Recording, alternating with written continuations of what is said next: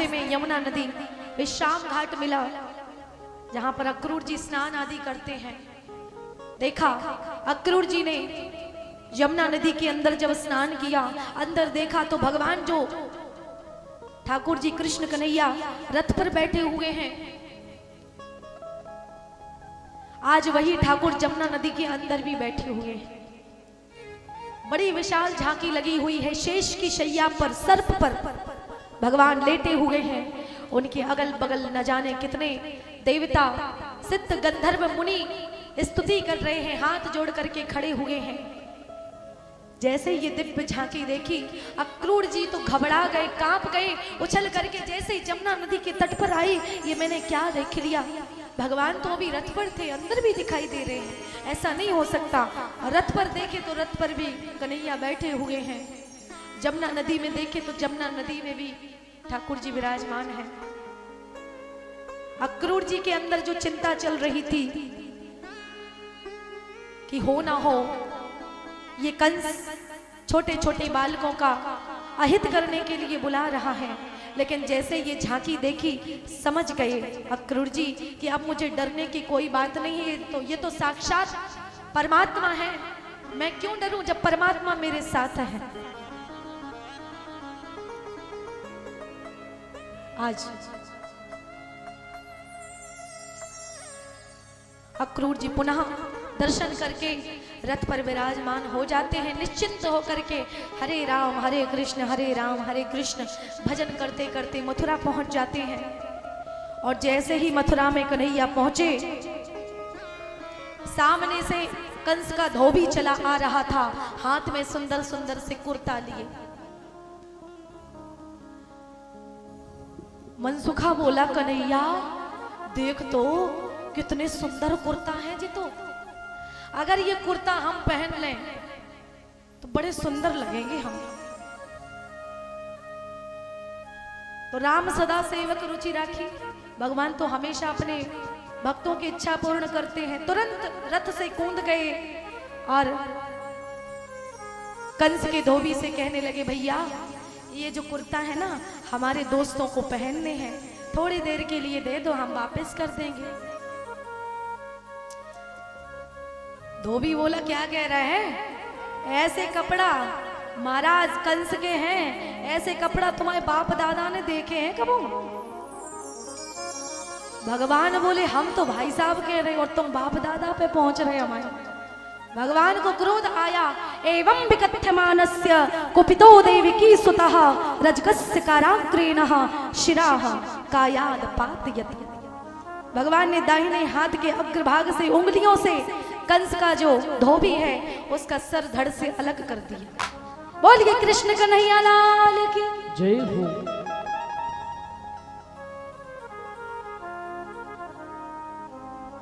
कहते हैं ये वही कंस का धोबी था जो पिछले जन्म में जिसने त्रेता युग में सीता माता पर उंगली उठाई थी। आज भगवान ने उसका बदला लिया।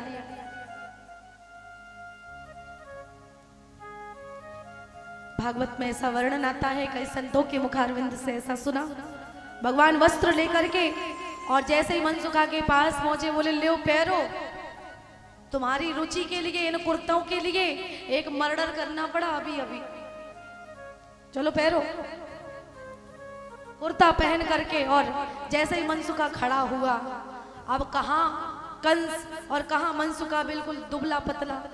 बोले कन्हैया इस कुर्ते में तो ऐसा लग रहा है जैसे खंबा पो दिया हो, एक डंडा डाल दिया हो, फिटिंग और करा दो, नहीं तो मथुरा की कोई गोपियां हमें नहीं देखेंगी बल्कि कुत्ता और गांव भर के पीछे पड़ जाएंगे, ऐसा कुर्ता ही लग रहा है। भगवान ने कहा ठीक है। सुदामा नाम के माली के पास भगवान पहुंचे। ततः सुदाम्नो भवनम माला कस्य जगमुतः तौ दृष्टा स समुत्थाय ननाम शिरसा भुवि।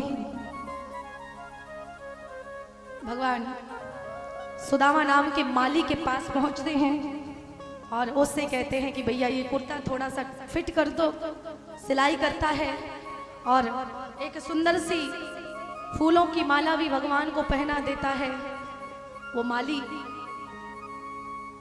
इसलिए बोले भैया पैसा चाहिए कुछ फिटिंग के, बोले ना भैया अभी देखा है हमने, हम पैसा मांग लेंगे तो ना जाने कहाँ हो जाएगा।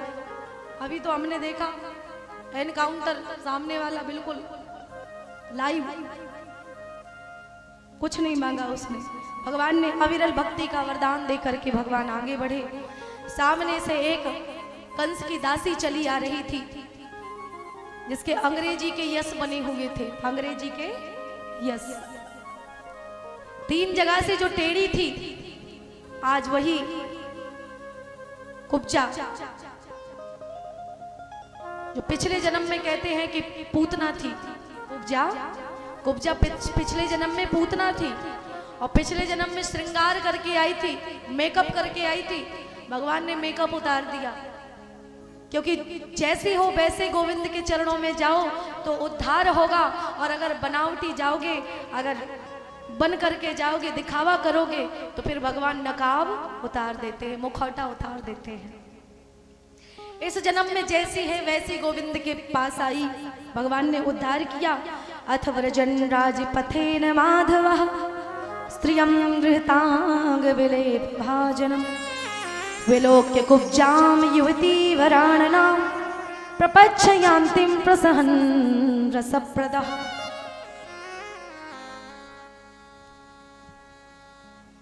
आज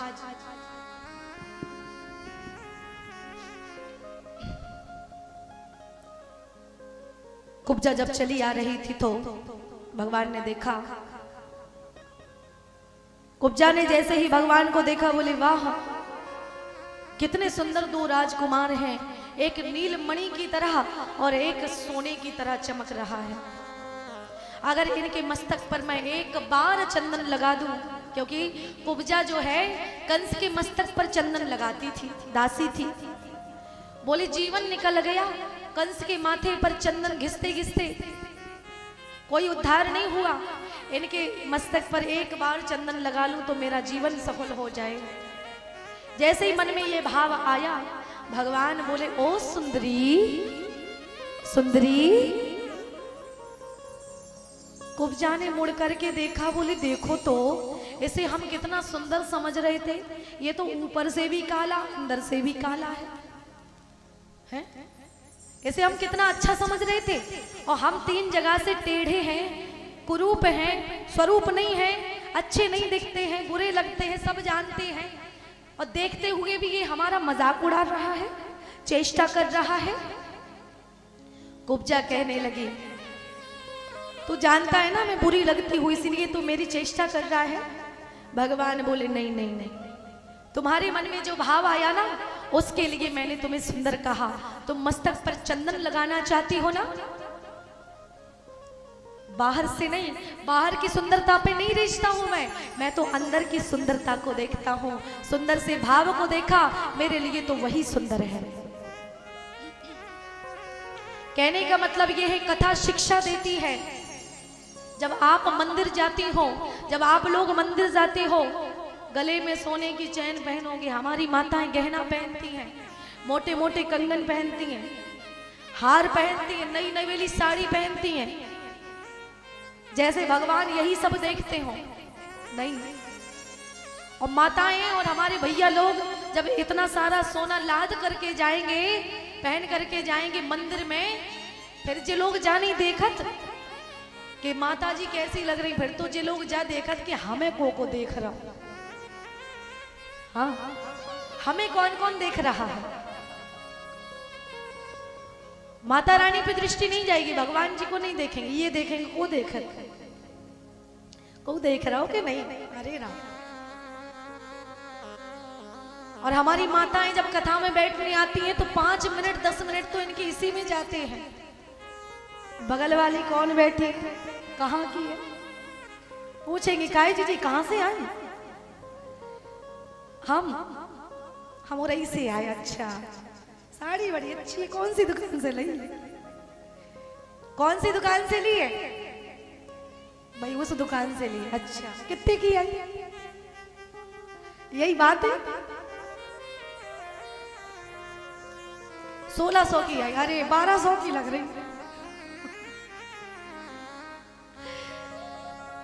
ये बातें भी नहीं, चलो छोड़ो। अब दूसरा दिन हुआ, अब इतनी सारी भीड़ है तो बगल वाली बदल गई, दूसरी बैठी कल को, तो फिर देखेंगे जो कल बैठी थी वो कहाँ बैठी आज, है कि नहीं बात सही? जो आज कल हमारे बगल में बैठी थी आज वो कहाँ बैठी है, सो देखेंगे पीछे मुड़ के, आगे मुड़ के, है कहाँ। और अगर दिख गई कल वाली तो आज वाली से कहेंगे जी जी तुम होना पहुंच जाओ, उन्हें यहां बिठाना है, इनके आधा घंटा इसी में जाते हैं। हालांकि सबसे ज्यादा हमारी माताएं बैठी हैं और इन्हीं से कथा पंडाल की शोभा है। कितनी मर्यादा में, कितने सुंदर स्वरूप, कितने सुंदर तरीके से, लेकिन माताओं की ये आदत होती है। हमने जैसा कि बताया उस दिन कंगन वाला उदाहरण, सोने के कंगन लिए, गांव भर में घूम करके आई, किसी ने नहीं पूछा कब कंगन लिए, घर ही में आग लगा ली। सब बोले आग लग गई बुझाओ, जोर जोर से चिल्लाने लगी, हाय हमारे घर में आग लग गई बुझाओ, आग लग गई। पड़ोसने बोली आग तो बाद में बुझाएंगे, जी जी जी कंगन कब है? बोली अगर जो पूछ लेती कंगन कब है तो काय को आग लगाने पड़ती।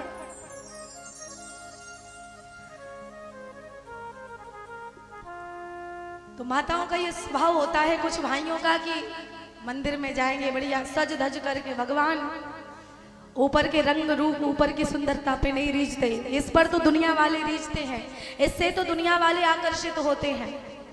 भगवान तो अंदर की सुंदरता से आकर्षित होते हैं। भगवान देखते अंदर से कितने सुंदर हो, किसका कितना अच्छा सोचते हो।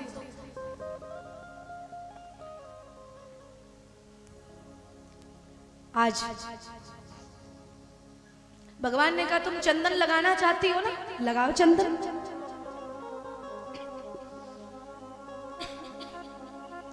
तुम्हारा निर्मल मन है, तुम बड़ी सुंदर हो, सुंदरी हो।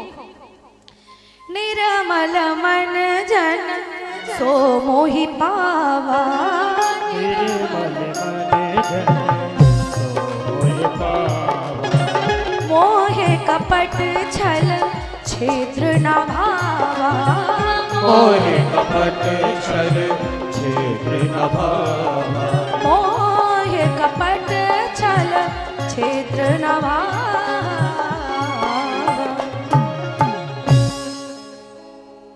भगवान ने कहा चंदन लगाओ। आज जैसे ही इतना कहा कुब्जा मुस्कुराने लगी, चंदन के लिए जैसे ही बढ़ने लगे लगाने को चंदन, आज 3 जगह से टेढ़ी होने के कारण भगवान के मस्तक तक पहुंच ही नहीं रही थी। भगवान ने देखा, लाख कोशिश करने के बाद भी जब कुब्जा नहीं पहुंची भगवान के मस्तक तक, तो आज भगवान ने कुब्जा के ठोड़ी में हाथ लगाया, पैर पर दाहिना अंगूठा रखा, पैर पर पैर रख करके ठोड़ी में हाथ लगा करके, और जैसे ही थोड़ा सा प्रेशर दिया, ठोड़ी में हाथ लगा करके तुरंत जो 3 जगह से टेढ़ी थी कुब्जा आज एकदम सीधी हो गई और रूपवती हो गई, अप्सरा की तरह दिखने लगी। स्वरूपवती, स्वरूप इतनी सुंदर लगने लगी जैसे इंद्र के भवन की अप्सराएं होती हैं। जैसे कोई रानी हो महल से, मानहु वहीं भवन ते आए। सुंदर सी काया प्राप्त की, अपने को देखते ही पहचान भी नहीं पा रही है कि मैं यही हूं क्या, मैं ही हूं क्या। जैसे ही सुंदर लगने लगी भगवान से बोले कि तुम भी सुंदर हम भी सुंदर, शादी कर लो अब तो। भगवान बोले अभी नहीं, आगे चल करके जब 16,108 के साथ में विवाह होगा उसमें तुम्हारा भी नंबर लगेगा। वरदान देकर के भगवान आगे बढ़े और आज जैसे ही भगवान सामने पहुंचे तो एक बड़े से चबूतरे पर बड़ा सा धनुष रखा हुआ है।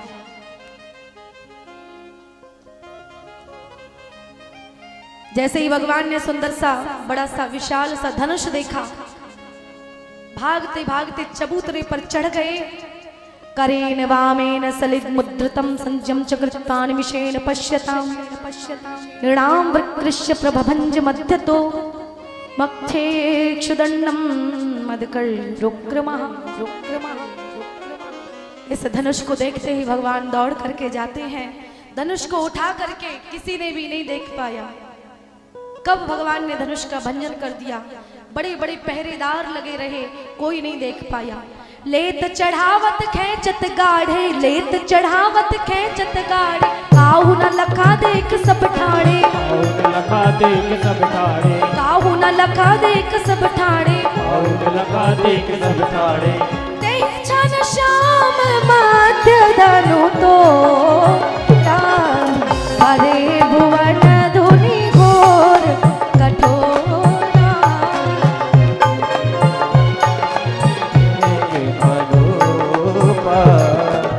तेहि छन श्याम माध्य धनु तोरा, भरे भुवन धुनि घोर कठोरा।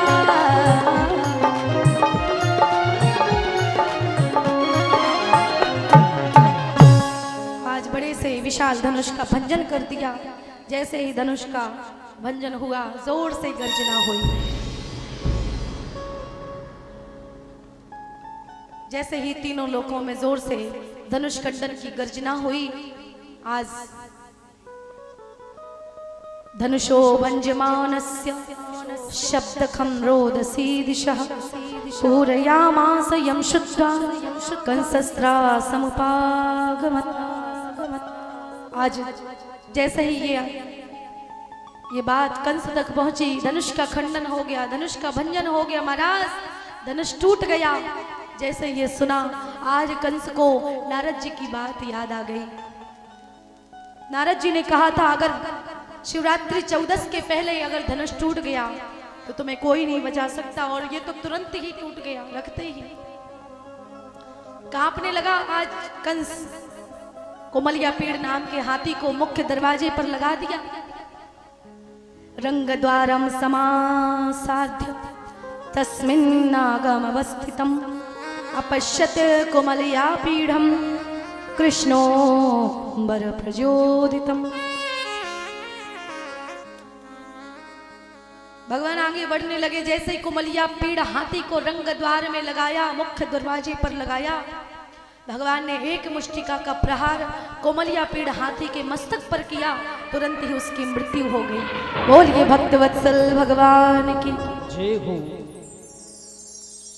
भगवान कोमलिया पेड़ हाथी को मार करके जैसे ही आगे बढ़े तो आज बड़े बड़े राक्षस कंस के लगे हुए थे।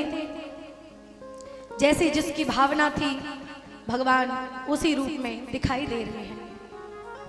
जाकी रही भावना जैसी, प्रभु मूरत देखी तिन तैसी। रहे असुर छल सैनिक वेशा, तिन प्रभु प्रगट काल सम देखा। भगवान बड़े सुंदर हाथी की तरह चाल चलते हुए चले जा रहे हैं। सुंदर सुंदर जो मथुरा की युवतियां थी उन्हें भगवान कामदेव के स्वरूप दिखाई दे रहे हैं। बड़े बूढ़े जो लोग हैं उन्हें भगवान अपने पुत्र के समान दिखाई दे रहे हैं। और कंस के जो राक्षस थे उन्हें भगवान काल के समान दिखाई दे रहे हैं। काल काल अब्याल मुखग्रास। आज जैसे ही भगवान के दर्शन किए सब लोग हाथ जोड़ते चले जा रहे हैं। और जैसे ही भगवान अखाड़े में पहुंचे तो कंस के जो पहरेदार थे आज चाड़ूर और मुष्टिक, सल और तोशल कहने लगे, हे नंद सोनो, हे राम भवंतो, वीर सम्मतो, नियुद्ध कुशलो शुत्वा राजा होतो दुर्दृक्षुणः। कहने लगे हे कृष्ण, हे बलराम, हमारे साथ में युद्ध करो। भगवान बोले कहाँ तुम हमारे चाचा के समान हो और कहाँ हम तुम्हारे बच्चों के समान हैं। सल तोशल कहने लगे अरे तुम बच्चा नहीं हो, तुम तो सबके कक्का हो कक्का। इतना बड़ा कोमलिया पेड़ हाथी तुमने पछाड़ दिया और तुम अपने आप को बच्चा बताते हो, सबके चच्चा हो तुम, हमारे साथ में युद्ध करो। सो सल के साथ में भगवान कृष्ण में और तोशल के साथ में बलराम भैया ने एक एक पांव के साथ में पांव लगाया, हाथ से हाथ मिलाया और तुरंत जमीन पर धड़ाम से पटक दिया। बोलिए बलराम भैया की, जय श्री कृष्ण कन्हैया लाल की। और आज इसी प्रकार से चाड़ूर और मुष्टिक को भी भगवान मारते हैं। हस्ताभ्याम हस्तयोर बद्ध्वा पदभ्यामेव च भारे विचकर्षतुरन्योन्यं प्रसह्य विजिगीषया। सल तोशल चाड़ूर मुष्टिक इन पहलवानों का मर्दन करते हुए भगवान आगे बढ़ते हैं और बड़े से ऊंचे से सिंहासन पर कंस विराजमान था। जैसे ही भगवान पहुंचे मानो कंस तो पागल हो गया हो, चिल्लाने लगा, अरे कृष्ण को मारो, अरे बलराम को मारो, कोई कृष्ण को मारो, बलराम को मारो। कन्हैया बोले, मामा तुमने बुलाया, हम चले आए, जान हथेली पे ले आए। मामा वेलकम नहीं करोगे, स्वागत नहीं करोगे हमारा? कंस चिल्ला रहा है। आज भगवान बोले, मामा चिल्लाओ मत, ये बता तुम नीचे आ रहे कि हम ऊपर आ जाएं? तुम नीचे आ रहे कि हम ऊपर आ जाएं? कृष्ण चिल्ला रहा है, कृष्ण को मारो, बलराम को मारो, पागल हो गया हो मानो। भगवान ने जोर से छलांग लगाई और आज कंस के केश पकड़ करके, चोटी पकड़ करके जमीन पर पटक लिया और कंस की छाती पर बैठ करके कहने लगे, कृष्ण कन्हैया बोल मामा बोल, तेरा क्या किया जाए? तुझे मार दिया जाए कि छोड़ दिया जाए? छोड़ दिया जाए। कंस कहने लगा हाथ जोड़ करके, कन्हैया छोड़ दिया जाए, छोड़ दिया जाए, छोड़ दिया जाए। भगवान बोले, मामा वैसे हमारी तुमसे कोई दुश्मनी नहीं थी, लेकिन तुमने इतने पाप किए हैं, इतने पाप किए हैं कि अगर हम तुम्हें नहीं मारेंगे तो तुम्हारा उद्धार नहीं होगा। अपने पाप याद करो मामा। कहने लगे कन्हैया कि मामा ही प्यारे मामा हो और प्राणों से भी प्यारे मामा हो। मामा, माँ को तो एक बार माँ कहा जाता है, लेकिन मामा को 2 बार माँ कहा जाता है। पता है क्यों? बचपन में जब माँ मर जाती है, बचपन में किसी बच्चे की माँ अगर मर जाती है तो मामा ही पालन करता है, मामा ही उसका पालन पोषण करता है। लेकिन तुमने नन्हे नन्हे छह भाई मेरे, अरे पत्थर पर पटक कर मारे हो, पत्थर पर पटक पटक कर मेरे नन्हे नन्हे से भाइयों को मार दिया तुमने, और तुम कह रहे हो कि हमें छोड़ दो? कदापि नहीं। मैया के केश पकड़ करके धरती पर उन्हें गिराया था।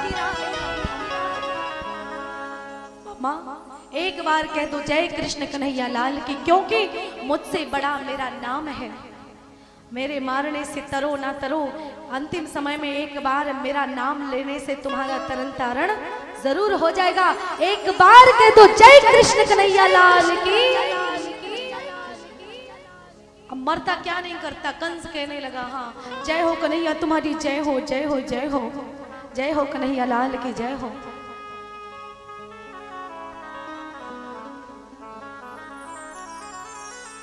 इसीलिए मामा तुम बड़े प्राणों से प्यारे थे, लेकिन तुमने अच्छा नहीं किया। आज भगवान एक मुष्टिका का प्रहार करते हैं छाती पर, और एक मुष्टिका का प्रहार करते हैं कंस के मस्तक पर। तुरंत ही कंस के मुख से रक्त बहने लगता है, रक्त की धारा निकलने लगती है। और जिस कंस के अंदर 1000 हाथियों का बल था, आज वही पापी कंस 2 ही मुक्के में परास्त हो जाता है, मृत्यु के मुख में चला जाता है, उसका अंत हो जाता है। कंस मर्दन हो जाता है। आज कंस की मृत्यु हो जाती है। बोलिए कंस मर्दन भगवान की जय। और कंस को मार करके भगवान अपने माता पिता की मुक्ति कराते हैं। जो बेड़ियां बंधी थी वो बेड़ियां काट देते हैं। अपने नाना उग्रसेन जी महाराज को मुक्ति देते हैं, जेल में से निकालते हैं, राजपाट पर फिर से गद्दी पर बिठाते हैं।